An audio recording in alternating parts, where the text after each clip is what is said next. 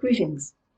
My name is Allison Dean, and I'll be reading you a chapter from Marigold from my home here in Hessel in the East Riding of Yorkshire.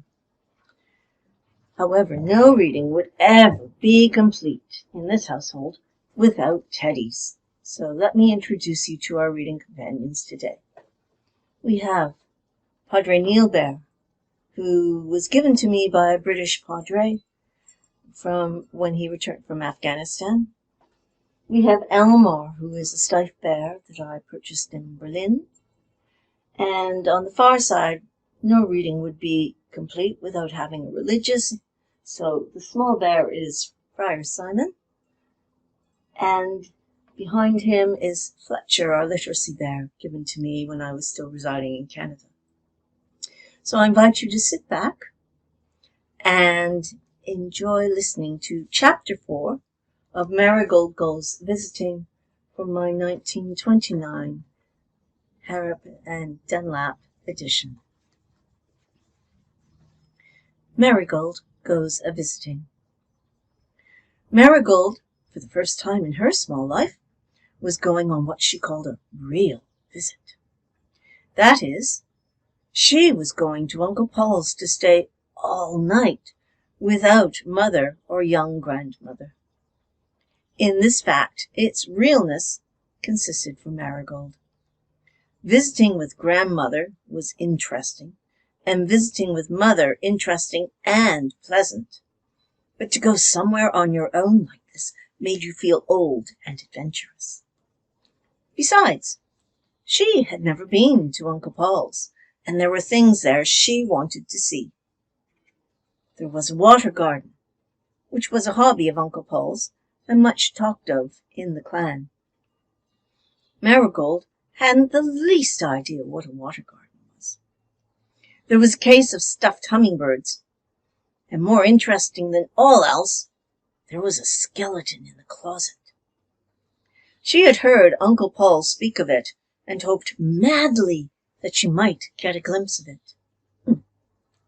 Uncle Paul was not an over-the-bear, so was not invested in such romance as they, who lived so near the hidden land, were.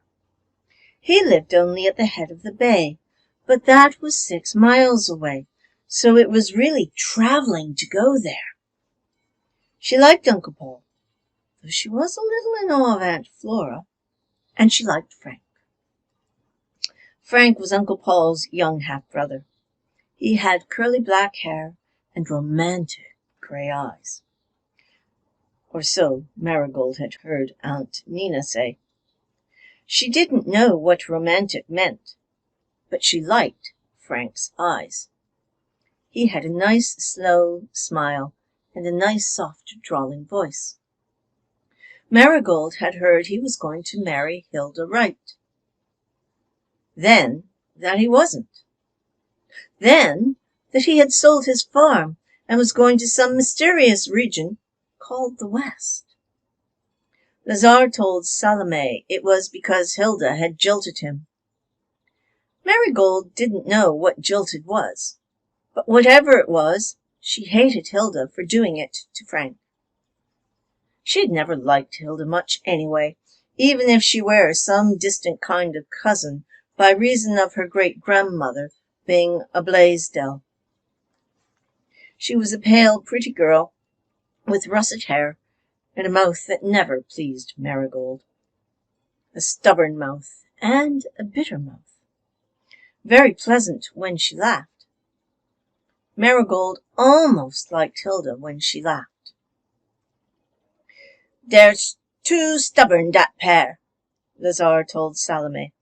"Hilda say Frank he must speak first, and Frank he be damn if he do."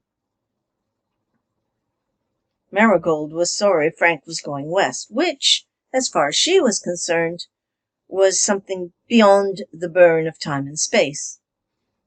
But she looked forward to this visit with him. He would show her the hummingbirds and the water garden, and she believed she could coax him to let her have a peep at the skeleton. And he would take her on his knee and tell her funny stories. Perhaps he might even take her for a drive in his new buggy behind his little black mare, Jenny. Marigold thought this ever so much more fun than riding in a car. Of course, she was sorry to leave Mother even for a night, and sorry to leave her new kitten. But to go for a real visit! Marigold spent a raptured week looking forward to it and living it in imagination. And it was horrid. Horrid! There was nothing nice about it from the very beginning, except the drive to the head with Uncle Clon and Aunt Marigold, over wood roads spicy with the fern scent of the warm summer afternoon. As soon as they left her there, the horridness began. Marigold did not know that she was homesick, but she knew she was unhappy from her head to her toes, and that everything was disappointing. What good was a case of hummingbirds if there was no one to talk them over with? Even the water garden did not interest her, and there were no signs of a skeleton anywhere. As for Frank, he was the worst disappointment of all. He hardly took any notice of her at all, and he was so changed, so gruff and smileless, with a horrible little moustache that looked like a dab of soot on his upper lip.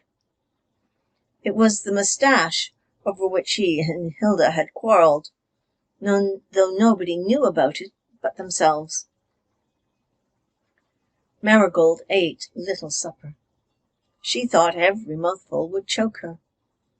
She only took 2 bites of Aunt Flora's nut cake with whipped cream on top, and Aunt Flora, who made it on purpose for her, never really forgave her.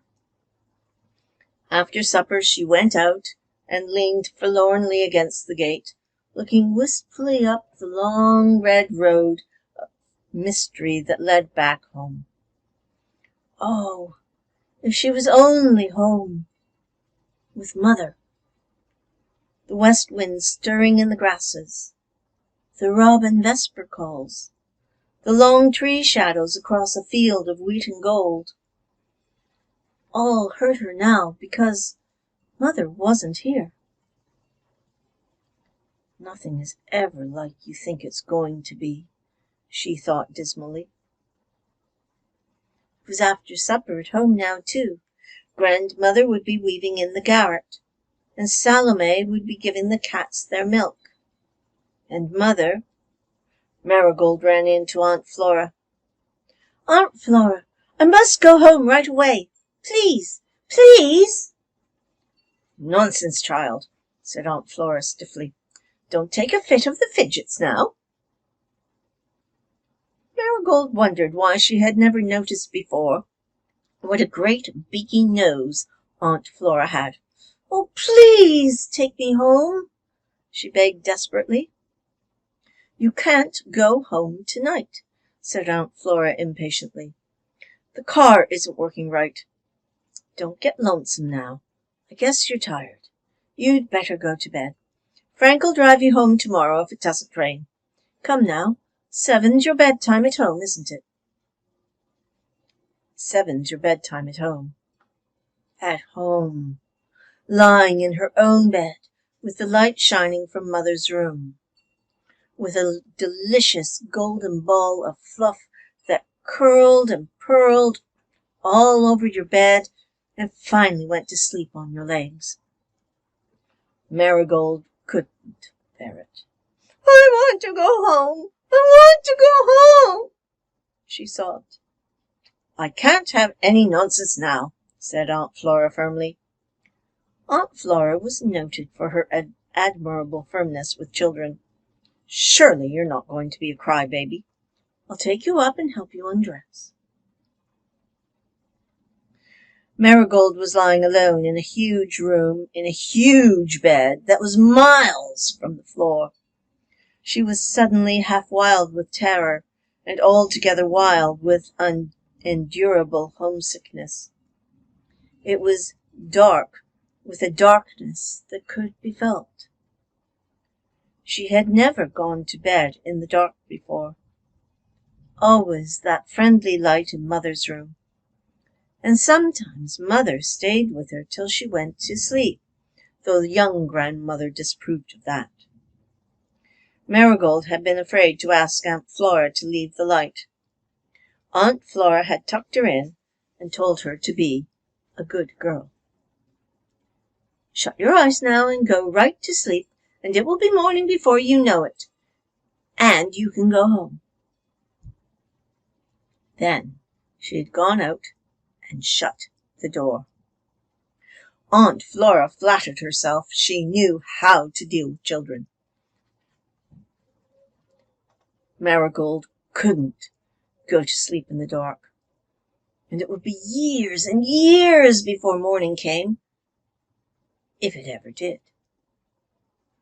"There's nobody here who loves me," she thought passionately. The black, endless hours dragged on.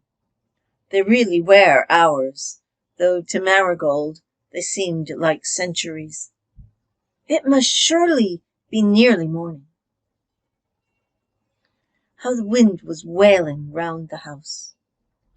Marigold loved the wind at home, especially at this time of the year, when it made her cozy little bed seem cozier. But was this some terrible wind that Lazare called the ghost wind? "It blows at that time of the year when the dead people get out of their grave for a little while," he told her. Was this the time of year? And that manhole she had seen in the ceiling before Aunt Flora took the light out? Lazare had told her a dreadful story about seeing a horrible face with a long hairy ear looking down at him from a manhole. There was a closet in the room. Was that the closet where the skeleton was? Suppose the door opened and it fell out, or walked out. Suppose its bones rattled. Uncle Paul said they did sometimes. What was it she had heard about Uncle Paul keeping a pet rat in the barn? Suppose he brought it into the house at night. Suppose it wandered about. Wasn't that a rat gnawing it somewhere? Would she ever see home again? Suppose Mother died before morning. Suppose it rained for a week, and they wouldn't take her home. She knew how Aunt Flora hated to get mud on the new car. And wasn't that thunder? It was only wagons rumbling across the long bridge over the East River below the house. But Marigold did not know that. She did know she was going to scream. She knew she couldn't live another minute in that strange bed in that dark, haunted room. What was that? Queer scratches on the window. Oh, Lazare's story of the devil coming to carry off a bad child and scratching on the window to get in. Because she hadn't said her prayers. Marigold hadn't said hers. She had been too homesick and miserable to think of them. She couldn't say them now. But she could sit up in bed and scream like a thing demented. And she did.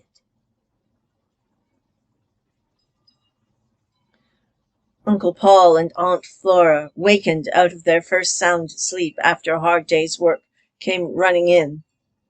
Marigold stopped screaming when she saw them. "The child's trembling. She must be cold," said Uncle Paul. I'm not cold," said Marigold through her chattering teeth, "but I must go home." "Now, Marigold, you must be a reasonable little girl," soothed Aunt Flora firmly. "It's 11 o'clock. You can't get home tonight. Would you like some raisins?" "I want to go home," repeated Marigold. "Who's raising the old Harry here?" said Frank, coming in. He had heard Marigold's shrieks when he was getting ready for bed. "Here, sis, is a chocolate mouse for you. Eat it and shut your little trap." It was a lovely brown chocolate mouse with soft, creamy insides, the kind of confection the soul of the normal Marigold loved. But now it only suggested Uncle Paul's mythical rat. "I don't want it. I want to go home." "Perhaps if you bring her up a kitten," suggested Uncle Paul in desperation. "I don't want a kitten," wailed Marigold. "I want to go home." "I'll give you my colored egg dish if you'll stay quietly till morning," implored Aunt Flora, casting firmness to the winds. "I don't want the colored egg dish. I want to go home." "Well, go," said Uncle Paul, finally losing his patience with this exasperating child. "There's plenty of good road." But Aunt Flora had realized that Marigold was on the verge of hysterics, and to have a hysterical child on her hands was a prospect that made even her firmness quail. She had never approved of Paul's whim of bringing the child here anyhow. This was a Winthrop trick, if ever there was one. "I think Frank had better hitch up and take her home. She may cry herself sick. She's a great baby, and I'm ashamed of her," said Uncle Paul crushingly. That speech was to rankle in Marigold's soul for many a day, but at the moment she was only concerned with the fact that Uncle Paul had told Frank to go and hitch up. "Well, this is the limit," said Frank grouchily. Aunt Flora helped the sobbing Marigold to dress. Uncle Paul was so annoyed he wouldn't even say goodbye to her. Aunt Flora said it very stiffly. When Mother had kissed Marigold goodbye, she had whispered, "When you come home, be sure to thank Aunt Flora for the lovely time she has given you." But it did not seem just the right thing to say, so Marigold said nothing. "Cut out the weeps," ordered Frank, as he lifted her into the buggy. "'Pon my word, I admire Herod." Frank was abominably cross. He had had a hard day's work in the harvest field, and was in no mood for a 12-mile ride, all for the whim of a silly kid. Lord, what nuisances kids were! He was glad he would never have any. Marigold conquered her sobs with an effort. She was going home. Nothing else mattered. Frank sent his black mare spinning along the road, and never spoke a word. But Marigold didn't care. She was going home. Halfway home, they turned the corner at the school, and Martin Richards' house was just beyond. A little, old-fashioned white house, with a tall Lombardy standing sentinel at either corner, and a tangle of rose bushes fringing its short lane. "Why, Frank," cried Marigold, "what's the matter with the house?" Frank looked, shouted, "My golly!" stopped the mare, sprang out of the buggy, tore into the yard, hammered on the door. A window over the door opened. Marigold saw a girl lean out. It was Hilda Wright, who must have been staying all night with her cousin, Jean Richards. Frank saw her too. "The house is on fire!" he shouted. "Get them up, quick! There's no time to lose." A wild half-hour followed. A most interesting half-hour. Luckily, Frank's mare had been trained to stand without hitching, and Marigold sat there watching greedily. The house suddenly sparkled with lights. Men rushed out for buckets and ladders. Giant, grotesque shadows went hurtling over the barns in the firelight. Dogs barked their heads off. It was very satisfying while it lasted. The fire was soon put out. The kitchen roof had caught from a spark. but after it was out, Marigold could see Frank and Hilda standing very close together by one of the Lombardis. Marigold sat in the buggy and enjoyed the sudden swoops of wind. It was not a stormy night after all. It was a windy, starry night. How thick the stars were! Marigold would have liked to count them, but she did not dare. Lazar had told her that if you tried to count the stars, you would drop down dead. Suppose, somewhere, a star fell down at your feet. Suppose a lot of them did. Suppose you were chasing stars all over the meadows, over the hills, over the dunes, till you picked up handfuls of them. Frank and Hilda came out to the buggy together. Hilda was carrying a little lantern, and the red silk scarf around her head fluttered about her face like a scarlet flame. The bitterness had gone out of her mouth, and she was smiling. So was Frank. "And you've sat here all this time alone, without a word, and Jenny not even hitched. Well, you're a plucky little kid after all. I don't wonder you were homesick and scared in that big barn Flora calls a spare room. I'll get you home now in 2 shakes. Nighty-night, honey." The honey was not for Marigold, but for Hilda, who, after being kissed, leaned forward and squeezed Marigold's hand. "I'm glad you were homesick," she whispered, "but I hope you won't ever be homesick again." "I guess Frank won't go west now," whispered Marigold. "If he does, I'll go with him," whispered Hilda. "I'll go to the ends of the earth with him." "Look here, darling, you'll catch cold," interrupted Frank considerately. "Hop in and finish your beauty sleep. I'll be up tomorrow night. Just now I've got to get this little poppet home. She saved your uncle's house tonight with her monkey didos anyway." Frank was so nice and jolly and funny all the rest of the way home that Marigold was almost sorry when they got there. Everyone at Cloud of Spruce was in bed, but Mother was not asleep. She came down at once and hugged Marigold when she heard Frank's story, at least as much as he chose to tell. He said nothing about Hilda, but he gave Marigold a fierce parting hug and put 2 chocolate mice in her hand. "Guess you can eat these fellows now without choking," he said. Marigold, safe in her own dear bed, with her kitten at her feet, ate her mice and fell asleep, wondering if Frank were damned because he had, after all, spoken first. Here ends Chapter 4 of Magic for Marigold. I hope you enjoyed it.